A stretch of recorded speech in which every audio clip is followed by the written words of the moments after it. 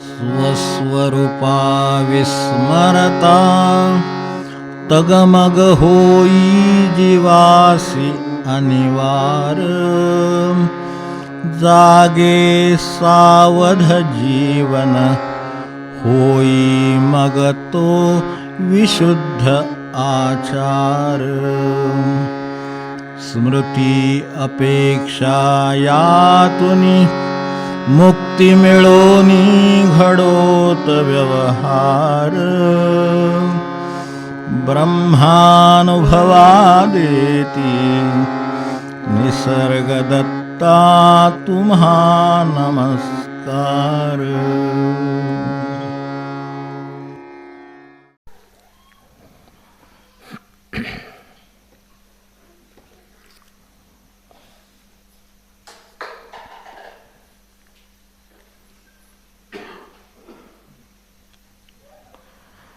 संत मंडळी ही आतून एकाच भूमिकेवर असतात.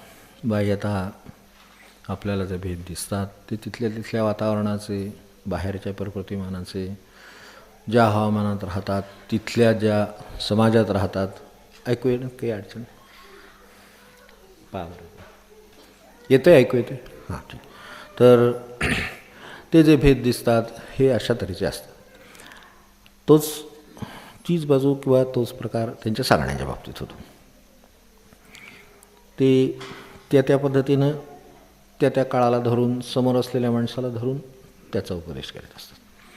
त्यांना जे काय सांगायचं ते मूलतः एकच असतं, फक्त ऐकणारी व्यक्ती बदलते, त्यामुळे सांगण्याची भाषा बदलते आणि अर्थातच काही मुद्देही बदलतात. आता जो जिथं अडकलेला आहे तिथून काढायचं आहे, अडकण्याच्या जागा 100, त्यामुळे सांगण्याचे मार्गही 100 असणार.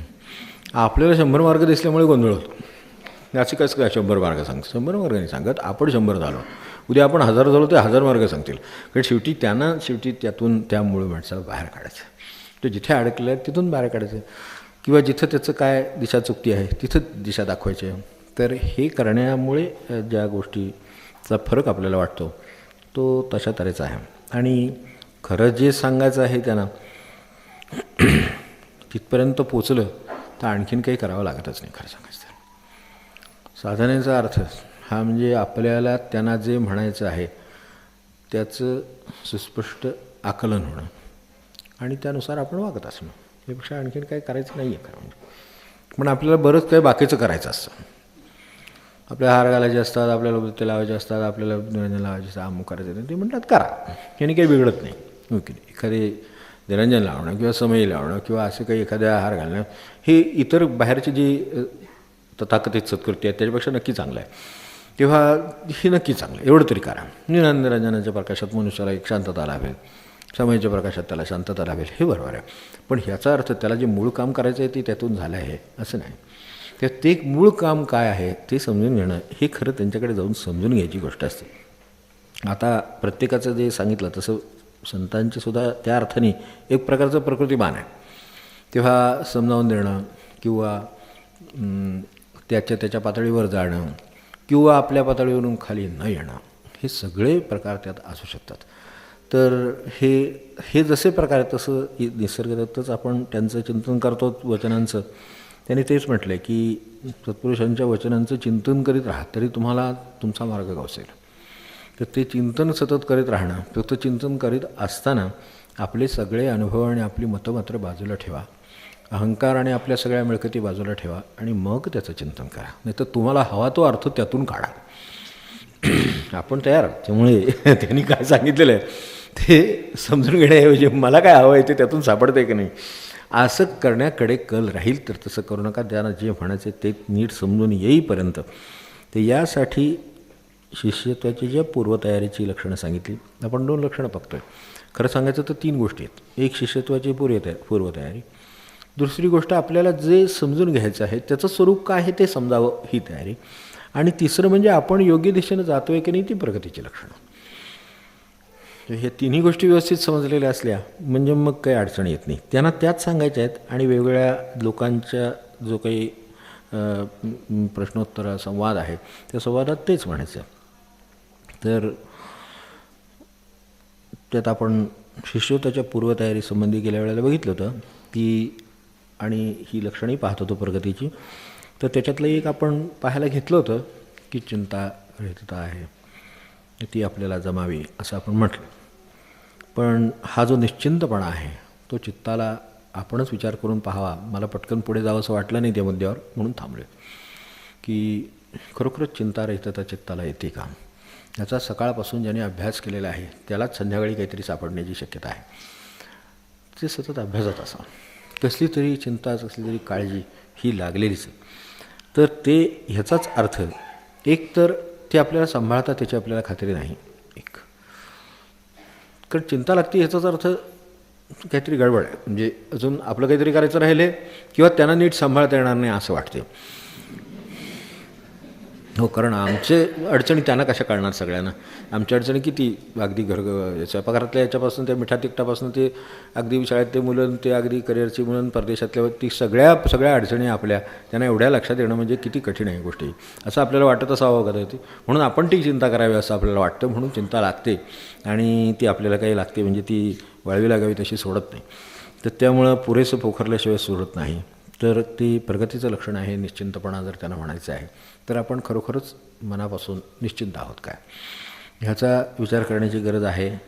ते त्यांचे एका बाजूला आपल्याला ते त्यांना कळणार नाही असं वाटतं, दुसऱ्या बाजूला ते दूर करू शकणार नाहीत असंही वाटतं. हे समजा कळलं तरी त्यांच्या हातात आहे की नाही कोणास ठाऊक असं आपल्याला वाटतं.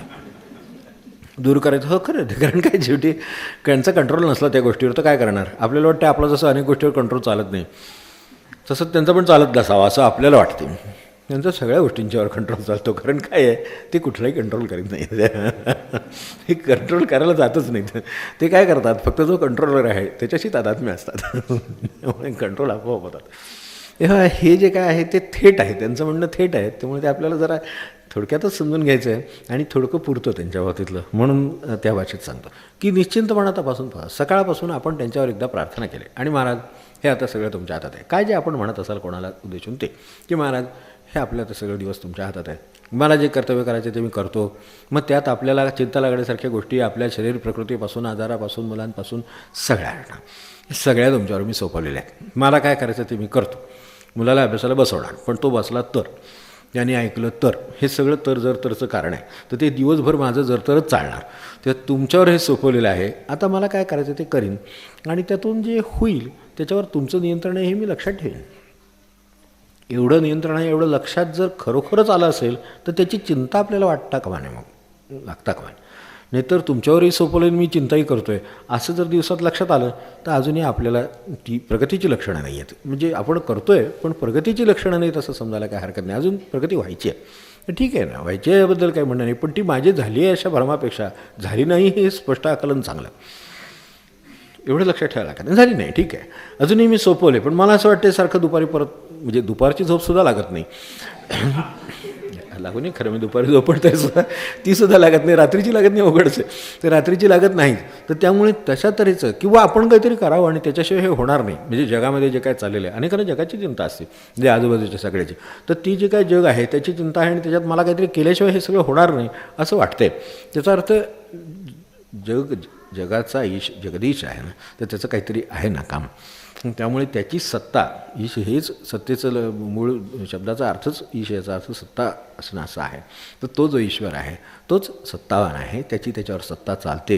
तुम्ही ऑफिसमध्ये असा, घरी असा, काय तुमच्या कुटुंबात प्रसंग असू दे, मुलाबाळांचा असू दे, मोठ्यांचा असू दे, काय प्रकृतीचा असू दे, आजारपणाचा असू दे किंवा निरोगीपणाचं सुद्धा असू दे, ते कसलंही असलं तरी ते शेवटी त्यांच्याच सत्तेनं चाललेलं आहे.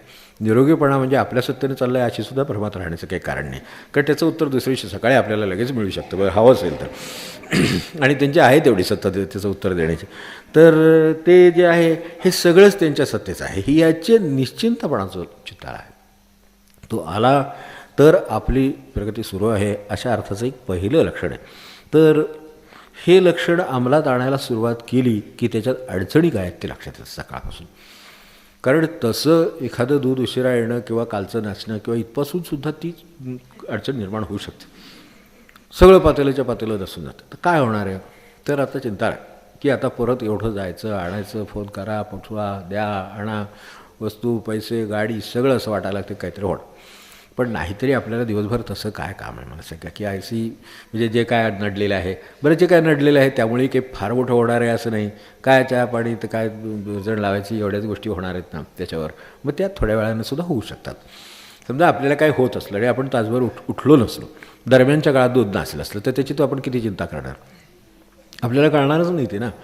तर तसं आता उलटं आपल्याला वेळेत कळलेलं आहे, तर आपण काहीतरी करू शकू, जे काय करण्यासारखं आहे तेवढं करावं. आणि त्यामुळे आणखीन काही होईल किंवा गोंधळ होईल आणि काहीतरी कामाचा पुढचा घोटाळा होणार असं काही समजायचं कारण नाही. चिंता ही अत्यंत किरकोळ स्वरूपाच्या एखाद्या कणासारख्या गोष्टीपासून ते फार मोठ्या देशाच्या चिंतेपर्यंत काही असू शकते आणि जवळपास त्यातलं आपल्या हातात काही नसतं, करण्याची गरज नसते.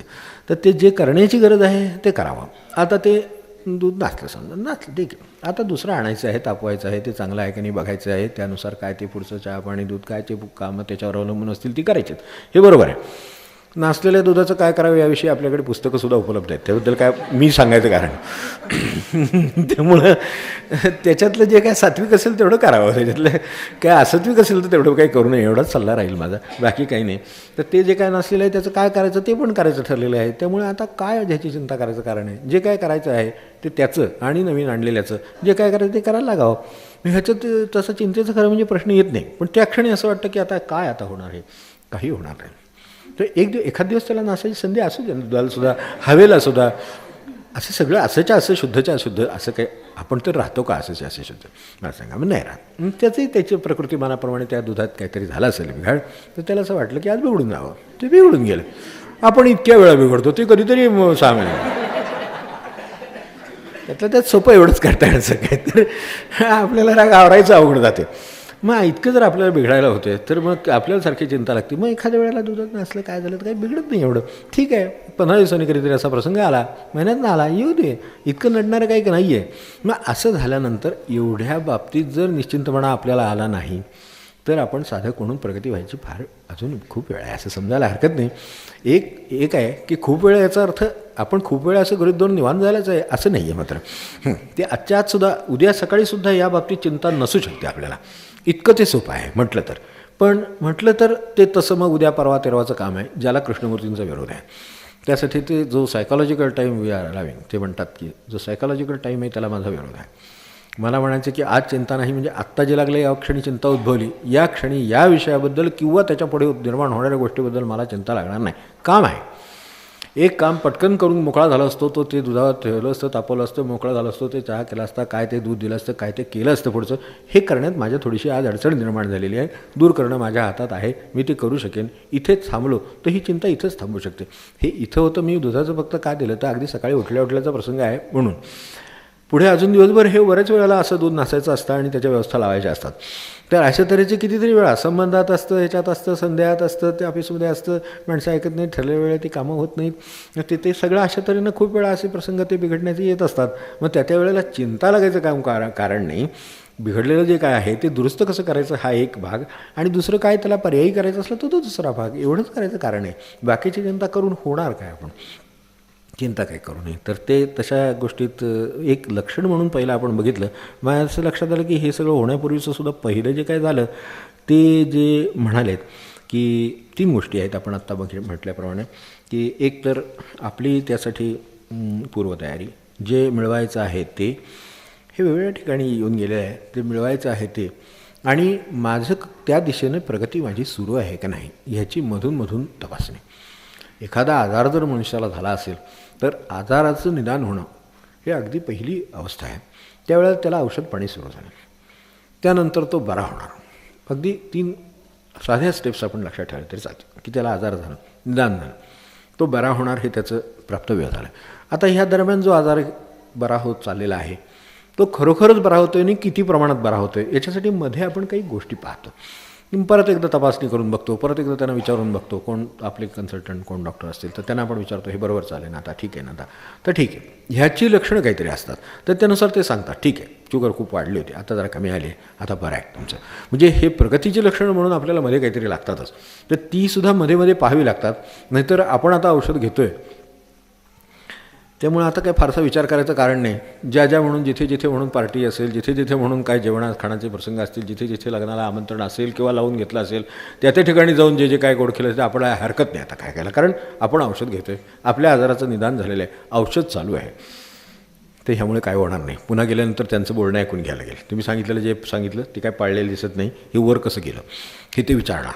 मी हे अशा तऱ्हेच्यासाठी मधून जी तपासणी, जी लक्षणं दिसावी लागतात तर ती आपल्या अंगी आहेत का नाही हे बघावं. यासाठी ही जी लक्षणं आहेत ती चिंता, रहिता वगैरे जे सांगितली ती त्यासाठी सांगितली. सगळी लक्षणं आपल्याला काही एकदम झेपणारी नाहीत, पण निदान शिष्य म्हणून व्हायला काही पूर्वतयारी सांगितली, तिच्यावर थोडा अजून बारकाईने विचार करायचा राहिला. हे व्हायचंच असेल आपल्याला जर खरोखर इथे ते बाकीच्या प्रापंचिक गोष्टीबद्दल काही बोलत नाही. कारण असं आहे की ह्या सगळ्याच्या वरती परमार्थाचं लेअर काम करतो. तिथे सगळं व्यवस्थित असलं की सगळं खाली व्यवस्थित असतं. जे काय असेल ते व्यवस्थित म्हणून स्वीकारलं जातं आणि निदान आपल्याकडून त्यात अव्यवस्था निर्माण होत नाही. जो पारमार्थिकदृष्ट्या सुव्यवस्थित आहे त्याच्या प्रपंचात जे असायचं ते फक्त प्रारब्धच काम करतो, ह्यापेक्षा त्याला काही करावं लागत नाही आणि त्याला कधी चिंता नसते. कारण त्याच्यावर वरून एक लक्ष आहे. जसं माझं लक्ष रोजच्या व्यवहारावर आहे त्याच्यापेक्षा सगळ्या जगावर ज्याचं लक्ष आहे त्याचं माझ्या या एवढ्याच्या गोष्टीवर पण लक्ष आहे याची खात्री असते. त्यामुळं जसं एकदा मनाचं जर सुव्यवस्थित मन असेल, चिंतारहित मन असेल तर जसं कामाच्या सगळ्या स्तरावर फरक पडतो आणि ते चांगलं काम होतं किंवा एकाग्रतेनं होतं, अधिक यशस्वी होतं. हे जसं होतं तसं प्रपंचाचं पण तसंच होतं सगळं आपोआप. पण आपण प्रपंच सुधारायला जातो आणि ते मन सुधारायचं आणि ते परमार्थ करायचं राहतं. तर त्यापेक्षा ते करावं, ते आपोआप दुरुस्त होणारच आहे. कारण आपण उठल्यानंतर काय समजा भूक लागली तर जेवणार आहेच, त्याबद्दल काही शंका नाही. त्यामुळे प्रपंच हा होतच आहे, त्याचं काही वेगळं काही करायला नको आहे. रडायला पाहिजे आहे ते परमार्थ करायला पाहिजे. तो त्या अर्थाने म्हणून त्यांनी त्या बाकीच्या प्रपंचाबद्दल काही म्हटलं नाही. कधीतरी आपल्याला शंका येण्याची शक्यता आहे म्हणून हे मुद्दाम सांगितलं की त्यांच्याबद्दल अभ्यास करताना ते त्याबद्दल काय सांगतात ते शिष्य जीवनाच्या काही गरजा आहेत त्यांच्या दृष्टीने. ते म्हणतात की ती जर तयारी असेल त्या म्हणजे मूलभूत तयारी तर ती जर असेल तर हे सगळं होईल. अगदी साध्या आजाराच्या उदाहरणात जरी आपण म्हटलं तरीसुद्धा योग्य ठिकाणी जाणं, आपली त्या ठिकाणी जी काय आजाराची अवस्था आहे ती सांगणं, त्याप्रमाणे काय आपल्याला अडचणी आहेत त्या स्पष्ट करणं, ते काय म्हणतात ते शांतपणे ऐकून घेणं, आपली त्यात मतं न उसडणं किंवा तुम्ही अमुक करा तमुक करा असं त्यांना काही न सांगणं, माझा पूर्वानुभव काय आहे वगैरे हे काही न सांगणं. त्यांनी विचारलं तर सांगा, तुम्हाला काय औषध योजना चालू आहे असं त्यांनी विचारलं तर सांगा, पण तुम्ही अशी औषध योजना करा वगैरे त्यांना न सांगणं. अशा जशा तिथं काही गोष्टी लागतात तशा ह्या शिष्य जीवनाच्या पूर्वतयारी आहे. तर त्याच्यातल्या त्यांनी त्याला साधनेची पूर्वतयारी म्हटलं आहे. तर ती पूर्वतयारीमध्ये त्यांनी देहाची एक शुद्धता म्हटली. तर त्या देहाच्या शुद्धतेचा उल्लेख मागच्या वेळेला केला आहे, पण ज्या अर्थाने त्यांना देहाची शुद्धता म्हणायची आहे तर ती आपण जरा थोडी लक्षात घ्यावी आणि मग पुढे जावं. म्हणजे 2-3 गोष्टी आहेत, ते 3-4 गोष्टी आहेत. देहाची शुद्धता आहे, त्यानंतर मनाची स्पष्टता आहे, म्हणजे जे काय करायचं आहे आपल्याला ते आपल्याला व्यवस्थितपणे कळलेलं आहे का नाही, मन त्या स्थितीत आहे का नाही करण्याच्या, ते ह्याच्यावर हे अवलंबून राहील. तर ह्या देहाची जी शुद्धता आहे त्यांना काय म्हणायचं असावं. देहाची शुद्धता म्हणून त्यांनी जर त्याला प्राथमिक स्थान दिलेलं असेल, काय होतं हे सगळं काम करणारा आहे तो देह आहे. ज्याच्या साह्याने आपण ही सगळी अगदी आध्यात्मिक काम जरी झालं तरी त्याला एक देहाची गरज आहे आणि तो गरज आहे म्हणूनच दिलेला आहे. आपल्याकडनं ते होत नाही. देह नसेल तर करता येत नाही. आपल्याकडे अजूनही देह नसलेल्या योनी आहेत आणि त्या योनीतच मध्ये वावरावं लागतं. तर त्यासाठी त्यांनी ही मुद्दाम आठवण करून दिलेली आहे की आपल्याला यासाठी देहाच्या शुद्धतेची गरज आहे. आता देहाच्या शुद्धतेच्या आपल्या कल्पना आणि त्यांना अभिप्रेत देहाची शुद्धता काय असेल तर ह्याचा सगळ्याचा थोडासा विचार करून मग पुढे जावं म्हणजे अधिक बरं पडेल. देहाची शुद्धता पाहिजे, मनाची स्पष्टता पाहिजे, आपण बोललो तसं ह्याच्या 3-4 गोष्टी आहेत. तर देहाच्या शुद्धतेमध्ये आपल्याला काही समज आहेत की देहाची शुद्धता व्हायची म्हणजे माझ्या दृष्टीनं काय त्याचं नेहमीचं काय करतो आहे तर आंघोळ पाणी करतो आहे, रोजच्या रोज आंघोळ सुरू आहे, 2-2 वेळा 3-3 वेळा करतायत, साबण चांगला वापरतात, पेस्ट चांगली वापरतात, ब्रश चांगले वापरतात, काय जे असेल ते. जे खरं सांगायचं तर अलीकडे हे देहाच्या शुद्धतेला उपयोगी नाही आहे असं आपल्याला सहज माहितीसाठी लक्षात ठेवायला हरकत नाही. आंघोळ गरजेची आहे, बाकीचं जे काय आहे ते सगळं केमिकल आहे आणि ते आपल्याला काय गरजेचं नाही आहे. खरं म्हणजे त्यांनी बरीचशी हानी आजपर्यंत होऊन गेलेली आहे, ज्यांच्या लक्षात येईल त्यांनी ती टाळावे. तर त्या दृष्टीनं देहाची शुद्धता म्हणून जे काय करत असो तर ते काय असं अगदी आंघोळीपासून उठल्यापासून सकाळच्या तोंड धुण्यापासून आंघोळीपासून तिथनं जे आपण शुद्ध म्हणून करत असतो ते बरंचसं अशुद्ध असतं आता सिद्ध होईल आणि तिकडून जेव्हा आपल्याला रिपोर्ट येईल तेव्हा ते आपण ऐकूच नंतर मग ते जेलमध्ये ते गोड असतं मग ते चांगलं नाही आहे मग ते तोंडात घालून नये ब्रशने आपलेच दात आपणच हळूहळू झिजवून खराब करतो. तर हे सगळं आपल्याला जेव्हा ते सांगतील आणि ते सिद्ध होईल तेव्हा आपण ते मानू. त्याला आपल्याला हातचा ब्रश दिला होता आणि त्याला टोकं नव्हती अकारण घासणारी ती आपण सोडून दिली आणि अकारण आपलेच दात घासून आपणच खरडून घेतले आणि नंतर मग दाताच्या मग आपण ट्रीटमेंटच्या खेपा घालतोच आहे. तर ते जे काय करतो आहे त्याचं मूळ त्याच्यात आहे एवढं लक्षात ठेवलं तरी आणि हे आता सिद्ध झाल्यानंतर मग आपले रिपोर्ट आल्यानंतर आपल्याला ते सांगतील साहेब त्यावेळेला आपण ऐकू. तर तसं न करता ह्यासुद्धा बाबतीत आपल्याला काळजी घेण्याची गरज आहे. तर ती ज्यांना काळजी घेता आली नाही त्यावेळेला कळलं नाही ते गेलं. जिथं जर आपल्याला शंका असेल तर जरूर याबद्दल थोडीशी जरा चौकशी करावी आणि नीट खात्री करून घ्यावी. तर हे देहाची शुद्धता म्हणजे आपल्या ज्या कल्पना आहेत ते इथपर्यंत जातात. त्यानंतर योग्य वेळेला काय आजार असेल तर त्याच्यावरची औषध योजना त्याचं काय पथ्यपाणी असेल ते काही नसलं तरी व्यायाम हा किमान तर त्या दृष्टीनं व्यायामाने आपल्या देहाची कार्यक्षमता टिकून राहावी म्हणून आपण जे करतो ते किंवा आपल्याला असं वाटतं की काहींना म्हणजे जसं अगदी काय आंघोळ करावी किंवा तोंड धुवावं तसं ज्यांना काहींना समजा काय सेंट फेंट काय असेल ते सगळं उदबत्त्या लावल्याशिवाय त्यांना बाहेर जाता येत नाही अशी त्यांची समजूत आहे आणि त्याच्याशिवाय लोक त्यांना मानणार नाही तशी त्यांची कल्पना असावी कदाचित. पण लोक त्या सेंटकडे बघून कदाचित दूर होतात हे त्यांच्यानंतर लक्षात येतं. तर त्यामुळे ते कदाचित हे नाकारतात. तर आपण त्याची काही गरज नाही आहे. आपल्या व्यक्तिमत्वाचा काही सुगंध असावा ज्याच्यासाठी मनुष्याने आपल्याला मानावं की ह्या सुगंधाने काय होत नाही. ज्याला त्याची ॲलर्जी असते तो जरा आपल्यापासून दूर राहायचा प्रयत्न करतो. हे जेव्हा लक्षात येईल तेव्हा त्याची अनुपयुक्तता लक्षात येईल आणि आपला अनाठायी होणारा खर्च वाचून तो चांगल्या कामी देवाच्या त्याच्यात ते 50 रुपये त्याच्यात पडतील. तर ते पडले तर त्याची आणखीन कृपा आणखीन आपल्यावर राहील जी आरोग्याच्या दृष्टीने गरजेची आहे. आरोग्याच्यासुद्धा देवता आहेत आपल्याकडे. तर ते तशी आपली जी समजूत असते ती समजूतच असते. त्यामुळे ह्या बऱ्याचशा समजुती दूर करणं हेच त्यांचं काम आहे. त्यांनी यात ते बरंचसं काम केलेलं आहे. तेव्हा ही सगळी आता आपली देहाची शुद्धतेची कल्पना झाली. तर देहाची शुद्धता यात त्यांना काय अभिप्रेत असावं तर खरं सांगायचं तर देहाची शुद्धता म्हणजे त्यांना देहबुद्धीची शुद्धता अभिप्रेत आहे. जी म्हणून आपल्या ठिकाणी देहबुद्धी आहे ज्याच्यासाठी आपण देहाला वेगवेगळ्या तऱ्हेच्या काय ज्या व्यवस्था सुख आपल्या कल्पना नंतर त्यानुसार आपली मतं ते सगळा आग्रह तो स्वार्थ ते सगळं अहंकार सगळं जे काय आहे तर त्याला आंघोळ घालायची काही सोय आहे का दिवसभरात. ती जर असेल तर पुढं जे निश्चिंततेचं लक्षण आहे ते आपल्याला गाठता येईल. ते शिष्याच्या प्रगतीचं लक्षण आहे पण ते निश्चिंततेचं लक्षण व्हायला आधी ही शुद्धता लागेल. त्याच देहात हे मन काम करतं म्हणून त्यांनी मनाची स्पष्टता त्याला जोडून सांगितली आहे. देहाची शुद्धता आणि त्याला मनाची स्पष्टता जोडलेली आहे. त्यांच्या दृष्टीने या दोन गोष्टी असतील तर शिष्याची पूर्वतयारी होईल या बाबतीतली. तर पूर्वतयारी व्हायला जसं देहाची स्पष्टता मनाची स्पष्टता म्हटलं स्वराची स्पष्टता ही आपलं ध्येय काय आहे याची आपल्याला नीट कल्पना देते. काय मला हवं आहे किंवा काय मला व्हायचं आहे याविषयी निश्चित कल्पना असणं हे खरं सांगायचं तर मनाची स्पष्टता आहे. मला कोणत्या मार्गाने जायचं आहे याची स्पष्टता असणं ही मनाची स्पष्टता आहे. मनाचं काम दोन्ही बाजूनी चालतं. ते आपल्याला अडवतं पण ते आपल्याला मोकळं पण करतं. ते कुठे अडवतं आहे हे लक्षात येणं हे माणसाच्या दृष्टीनं गरजेची गोष्ट आहे. तर स्पष्टता देणाऱ्या गोष्टी आयुष्यातल्या ह्या जितक्या लवकर कळतील तितक्या चांगल्या की ह्या गोष्टीची गरज आहे काय. आता मनाची स्पष्टता नसली म्हणजे जसं मनुष्य एखादा त्याची कुवत नसताना अगदी साध्या भाषेत सांगायचं म्हणजे कुवत नसताना एखाद्या साईडला जातो आणि मग कुठेतरी आपटाआपटी होते आणि मग ते दगा होतं सगळं हे होतं आणि मग सगळं त्याचा त्रास सगळ्याला त्याला स्वतःला इतरांना त्याच्यावर तणाव निर्माण झालेला दूर करण्यासाठी मग काउन्सिलर मग तिकडे जा इकडे जा तिकडे जा ते सगळं आपण धावपळी बघतोय बाहेर. आता ही मनाला स्पष्टता नाही आहे ध्येयाची आणि आपल्या स्वतःच्या कुवतीची पण नाही आहे. मनामध्ये या सगळ्या ज्या कुवती आहेत त्याच्यात शारीरिक कुवत आपली माझी समजा जर चालण्याचीच कुवत नाही आहे तर मी काठी घेऊन चालणे मला भाग आहे. ते लोकांना काय दिसतं ह्याच्याशी त्याचा काही संबंध आहे का. मी जर उद्या ते आहे म्हणून मी जर उद्या बरोबर पळत निघालो तर मी आहे त्याचे प्रश्न चौपट करून ठेवेन. तर हे नेहमी करायचं. तसं तिथंसुद्धा तेच आहे. ते करिअरच्या बाबतीत आहे ते अंगावर घेतलेल्या कामांच्या बाबतीत आहे ते आपण जे काही ध्येय स्वीकारली त्याचा जो मार्ग स्वीकारला त्या बाबतीत आहे. उगाच पहिल्यांदा कुठेतरी ते ऐकतात आणि ते मग पद्मासन घालून नंतर लागती कळ ती कळ काढायला मग नंतर ते मालिश करून घ्यावं लागतं. मग त्याच्यासाठी गोळ्या घ्याव्या लागतात मग पेन किलर घ्यावं लागतं. एवढं कोणी सांगितलं आहे.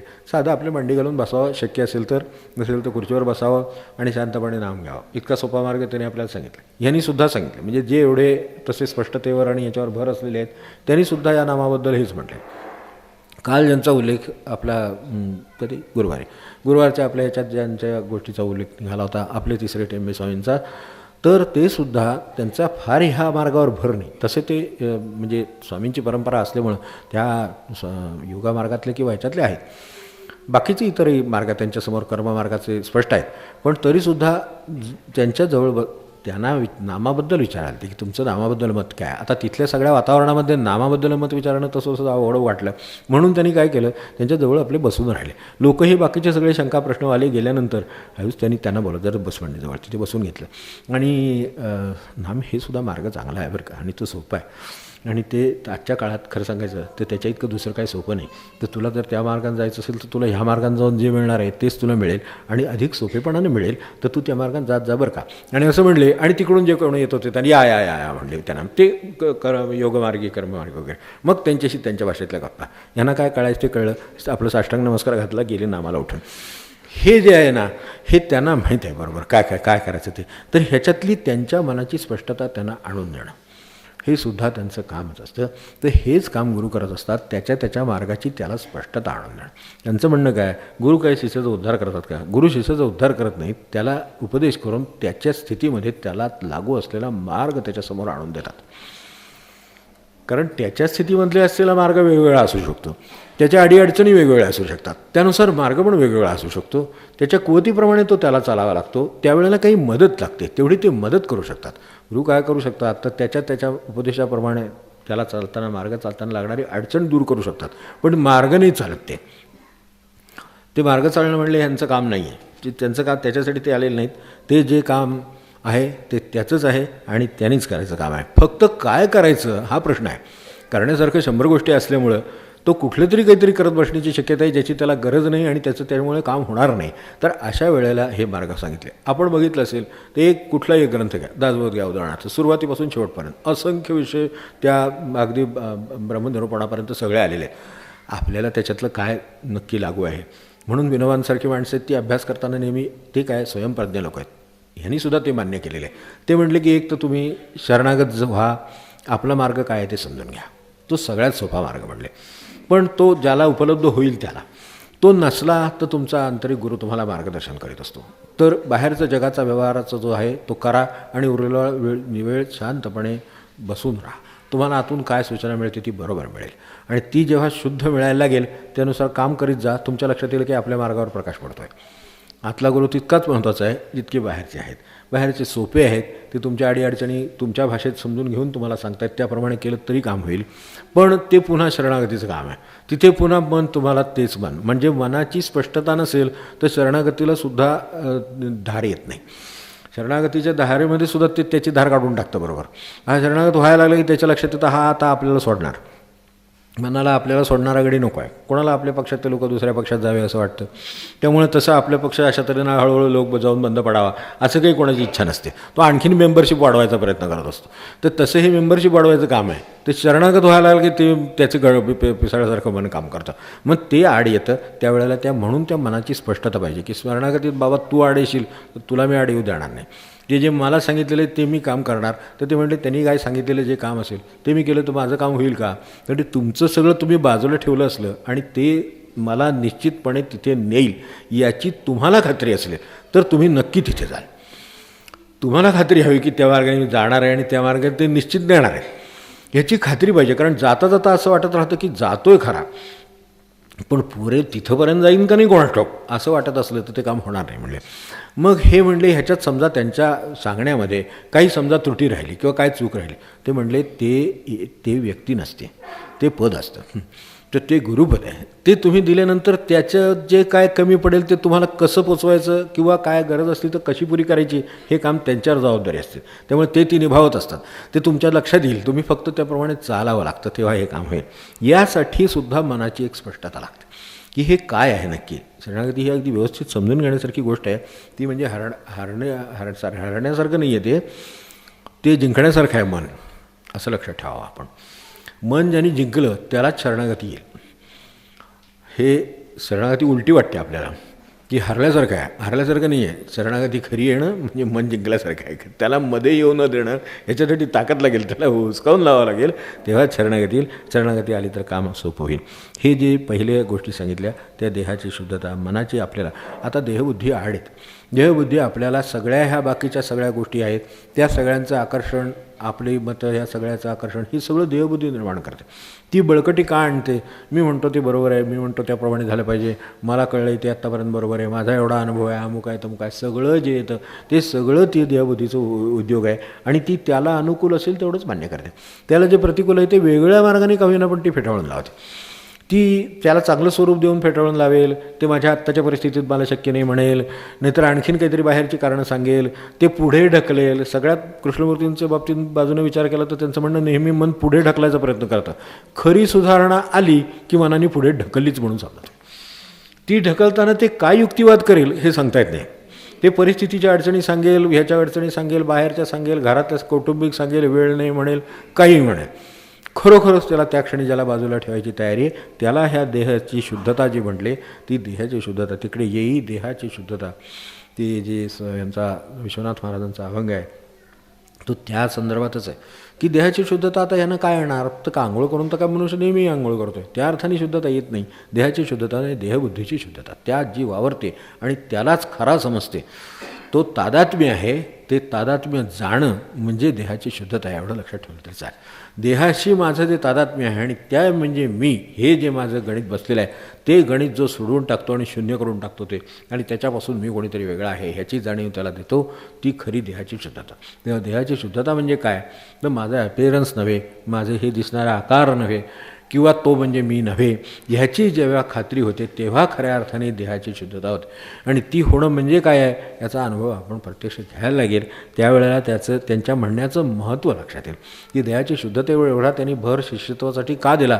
पण हे जर केलेलं असेल तर मात्र तुम्ही फार मोठी गोष्ट मिळवलेली एवढा समजायला हरकत नाही की जी आनंदाकडे देणारी वाटचाल आहे तिच्यातला एक फार मोठा अडथळा, त्या आपल्याकडे जशा अडथळ्यांच्या शर्यती असतात तर त्याच्यातला केवढा तरी मोठा अडथळा ओलांडावा आणि आपण त्या मूळ ह्याला आनंदाकडे जायला किंवा त्या विजयाला पात्र व्हावं, तशा तऱ्हेची ही गोष्ट आहे. तर त्या अर्थाने देहाची शुद्धता, तर देह म्हणजे मी नव्हे ही देहाची शुद्धता. देह शुद्ध राखणं तर ठीक आहे. आपल्याकडे किती सत्पुरुष आपण असे बघितले असतील की कुठंतरी धुळीत बसलेले आहेत, कुठेतरी ह्याच्यात बसले आहेत, कुठं गटाळा शेजारी आहेत, कुठं देवळाच्या पायऱ्यावर बसलेत, आणि त्यांना मग ह्या देहशुद्धतेचं काय लावायचं? त्या अर्थाने म्हणून त्याचं देहाची शुद्धता या अर्थाने विचार करता येत नाही. त्याचा अर्थ असा आहे की त्यांना देह म्हणजे ते नव्हे त्याची एवढी खात्री आहे की देहाचं तुम्ही काय करायचं ठरवले ते तुम्ही करा, आत ठेवा, बाहेर ठेवा, तिथं ठेवा. महाराजांनी जसं ते ह्याच्यात सांगितलं की त्या साधूच्या भोवती गर्दी व्हायला लागली म्हणून त्याला स्वतःला त्रास व्हायला लागला म्हणून त्यांनी त्या शेतात नेऊन ठेवलं. तर शेतात नेऊन ठेवल्याबरोबर त्याच्यावर आणखी मोकळंच रान झालं, ते आणखीनच गर्दी व्हायला लागली तिथं. तेव्हा अर्धे गर्दी व्हायला लागली म्हणून त्याला तिथेही असं वाटलं की ह्याला असंही ठेवणं बरोबर नाही, शेवटी आपल्या पडवीत ठेवावं, पडवीत आणून ठेवलं. ती सगळी गर्दी पडवीत आली परत. बरं, त्याला विचारलं, तो म्हणला मला काय फरक पडत नाही, तुम्हाला इथे सोयीचं वाटतं इथे ठेवा, तुम्हाला वाटतं शेतात ठेवायचं ते शेतात ठेवा, आता तो तुमचा प्रश्न आहे. म्हणजे इतकी त्यांची त्या देहाविषयी उदासीनता आहे. आपल्याला आज अडचण आहे, दुःख आहे, त्रास आहे, चिंता आहे, त्यातले किती चिंता देहाशी निगडीत आहे त्याचा आपण विचार करून बघा. म्हणजे त्यांनी यावर भर का दिला हे लक्षात येईल. शिष्यत्वाची तयारी म्हणजे ही अशा तऱ्हेची आहे की देहाची त्याला देहामध्ये मी नव्हे ह्याची त्याला पूर्ण खात्री आहे आणि तशी असावीच लागते. कारण हात गेला, पाय गेला, डोळा गेला, काय माणसाच्या दृष्टीनं काहीही अवयव त्याचा देहाचा गेला असला तरीसुद्धा तो आहेच आणि तो भगवंतच आहे. हे जर आपल्याला अनुभवायला प्रत्यक्ष येत असेल तर मग मी म्हणजे देह नव्हे हे समजायला काय कठीण आहे का मला सांगा.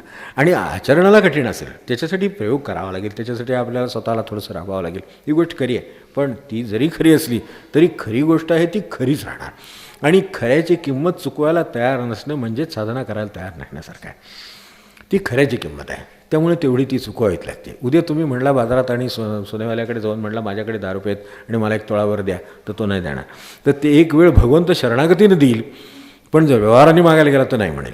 तर एवढं लक्षात ठेवलं तरी देहाची शुद्धता आणि मनाची स्पष्टता म्हणजे काय आहे ते लक्षात येईल. तर ह्या 2 गोष्टीवर आपण थोडासा आणखीन विचार करून ठेवावा. पुढच्या वेळेला आपण त्याच्यावर जास्त विचार करता आला तर करूया, काय त्यांची इच्छा असेल त्यानुसार.